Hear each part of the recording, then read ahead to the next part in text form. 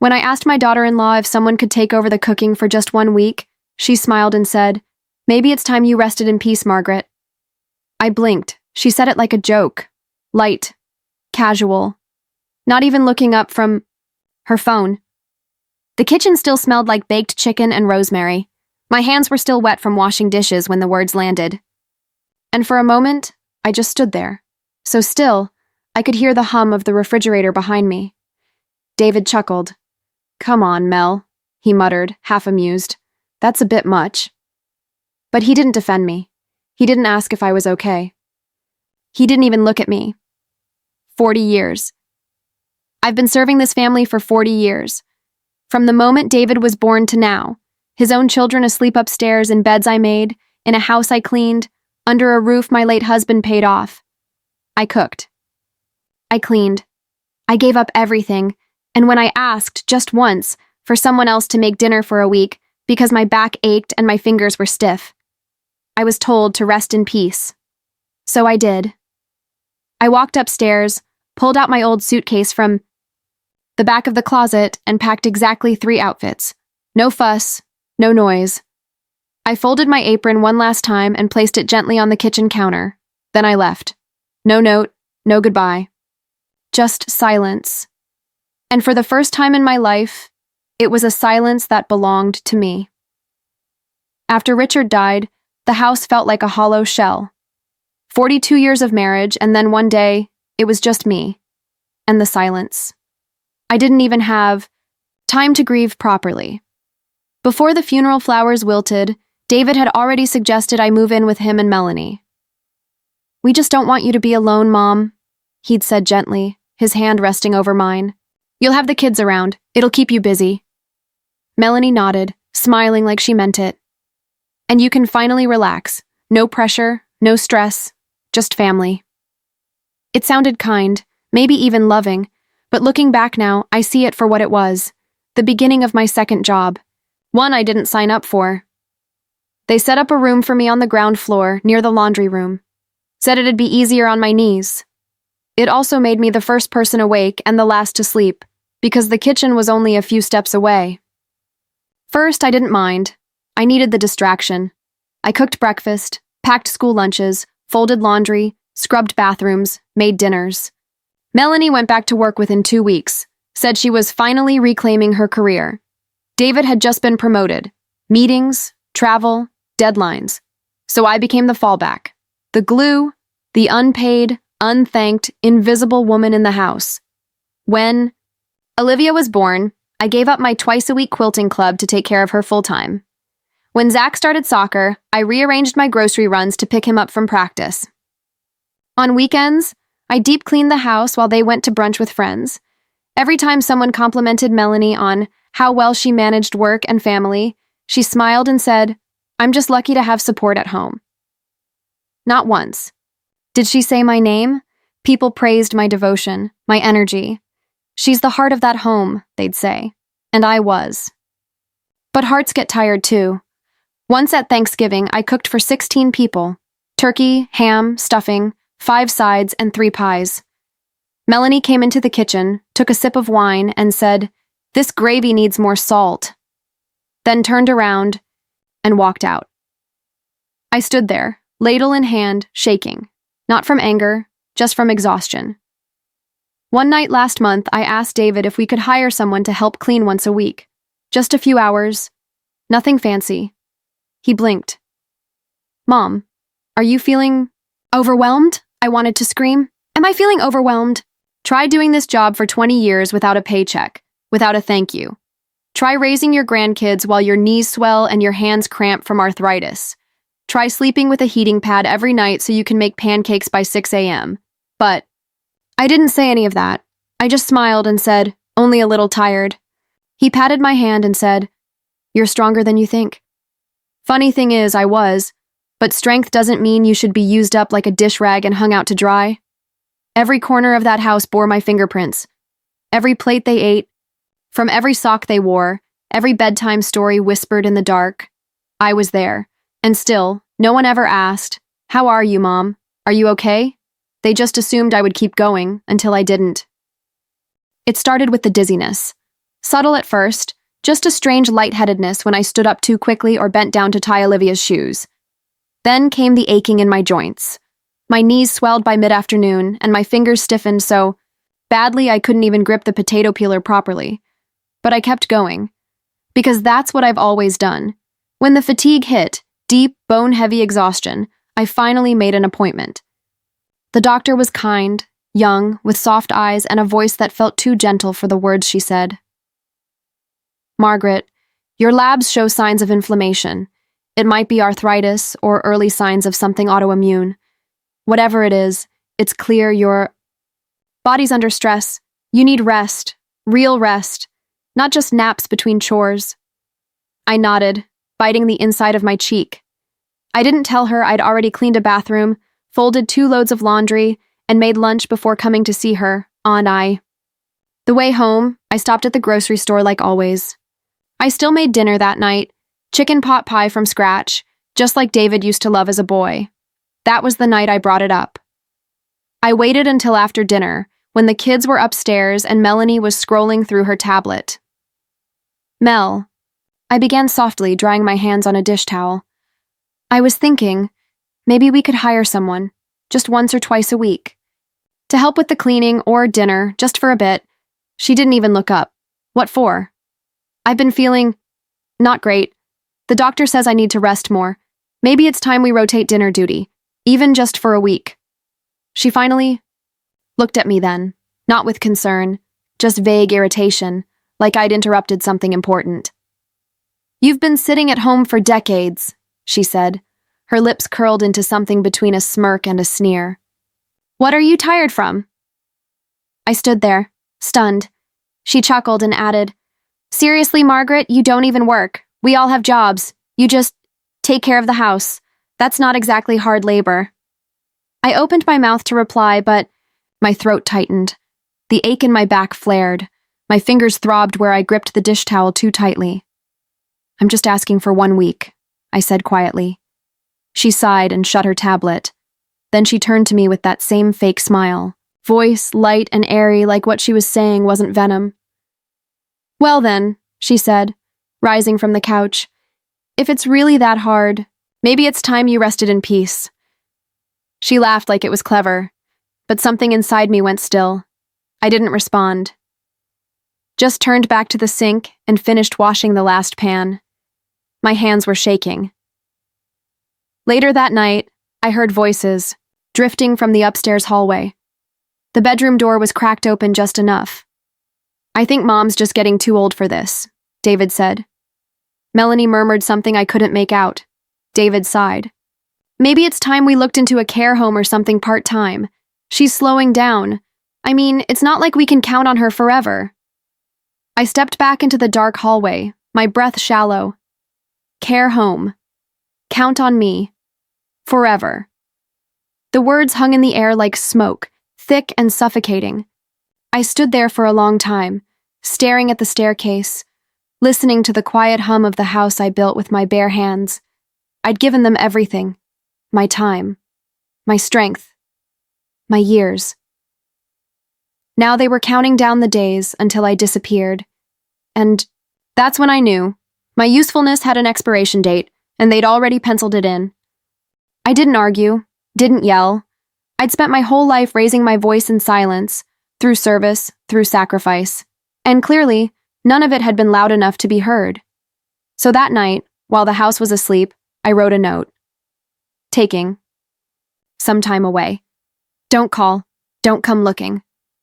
I folded it neatly, placed it next to the coffee maker where Melanie would find it first, and packed a single overnight bag.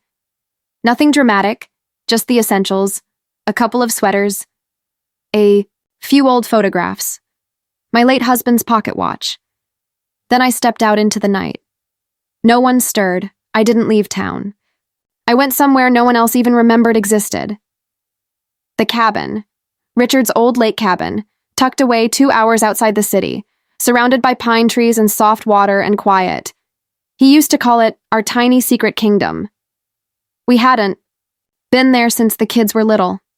After he passed, it just sat, abandoned, untouched. But the deed was still in my name. The road was dark and winding, but familiar. I hadn't driven that far in years. And yet, somehow, with every mile, my breath grew steadier. The tension in my shoulders eased.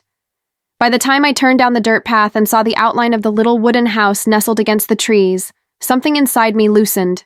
It was still there, weathered, a little dusty, but standing. Just like me. The first night, I slept 13 hours straight. No alarms, no breakfast duty, no footsteps above my head, just the sound of wind brushing through the trees. By the third day, I felt lighter. The stiffness in my hands began to ease. I made tea in silence, took slow walks along the lake. I started breathing again, not just air, but something deeper, like memory, like self. A week later, I ran into her. Irene. She was out on the dock in a big straw hat and yoga pants, guiding 3 elderly women through what looked like a slow-motion sun salutation. She saw me before I saw her. "Margaret Blake?" She called out. "Is that really you?" I hadn't heard that name, my full name, said with warmth and not obligation, in years. Irene had been a nurse back when I worked in the school kitchen. We weren't close, but she'd always had this calm energy. Turns out she'd retired early, moved out here permanently, and started teaching yoga and wellness classes for women over 60. We sat for hours that afternoon, feet dangling off the dock, talking about nothing and everything. When I told her what had happened, what Melanie said, what David didn't, I expected her to say I was overreacting. She didn't. She just looked at me and said, "So, what now?"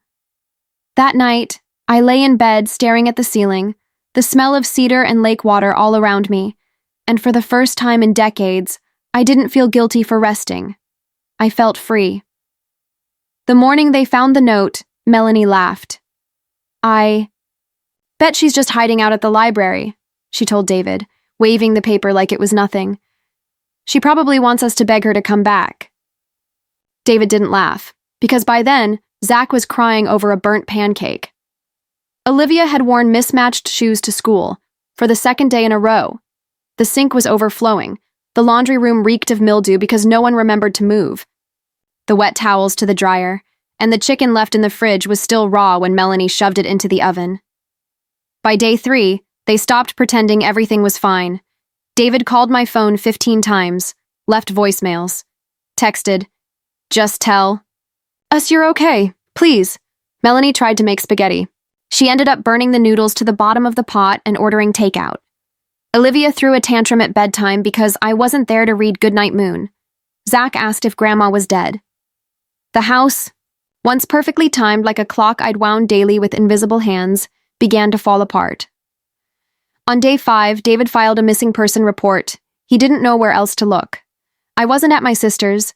I hadn't called any friends. My social media hadn't been touched in years. Melanie kept trying to play it off, until the lawyer called. He asked if David and Melanie had received the updated estate notice yet. "What estate notice?" David asked. The lawyer hesitated, then read from the file. "As of last week, Margaret Blake has legally designated her primary residence to be donated to the Second Table Foundation, a women's shelter that will operate in partnership with a community cooking program established in her name." Silence. "Wait," Melanie said. "The house? This house?" The lawyer confirmed. "Yes, the deed was transferred 3 days ago. Everything is finalized. It's no longer part of your inheritance." Melanie's voice cracked. "She can't do that. She's not dead." "No," the lawyer replied. "She's just done." That night, David sat at the dining table, staring at the cold takeout box in front of him. The lights flickered above, and for the first time, he noticed the bulb had gone out in the hallway. He didn't know where the spares were. He didn't know how to fix the leaky faucet. Olivia had a field trip permission slip that was due, and no one had packed her lunch. Melanie was pacing, fuming. "All these years we gave her a place to live, and this is how she repays us?" David looked at her slowly. "No," he said. "She gave us a place to live. It landed like thunder. She hadn't just walked out of their lives. She'd taken the rhythm, the order. the soul of the house, and they hadn't even noticed she was the one holding it all together until she let go. Margaret Blake was gone, and for the first time, they understood what that really meant. The mornings at the cabin had a rhythm all their own. I'd wake just as the light spilled across the lake, warm and slow like honey. No alarms, no footsteps, no clatter of cereal bowls. Just birdsong and the soft creak of wood as I stepped out onto the porch with a cup of tea and my old notebook. I started journaling again, something I hadn't done since my 20s. Just a few lines each day. At first, it was all about the quiet, how the lake shimmered differently depending on the sky, how the tomatoes in the backyard finally began to ripen. But slowly the words dug deeper. Memories surfaced, regrets, rage, little victories, forgotten versions of myself. Irene was the one who suggested the blog. "You're sitting on gold," she said one afternoon, handing me her tablet. "Women need to hear this. Women like you, like me." I hesitated. "I'm not exactly tech-savvy." She grinned. "You don't have to be. I'll help you set it up." And just like that, Resting in Peace was born. I started small. A few stories. Simple, honest. The day I cooked a full Christmas dinner with bronchitis. How to fold a fitted sheet when your fingers hurt. What it feels like to be needed, but never seen. I shared my favorite comfort food recipes, banana bread with nutmeg, chicken stew that could make you cry. I posted photos of my garden, my lake, my morning journaling spot. Then the comments came. This is the first time I felt understood in years. I thought I was the only one. "Please don't stop writing. You're saying what we're all too tired to say." Within a month, the blog exploded. Tens of thousands of women, grandmothers, widows, single mothers, caregivers, all of them echoing the same thing. We're exhausted, and no one notices. Media started reaching out.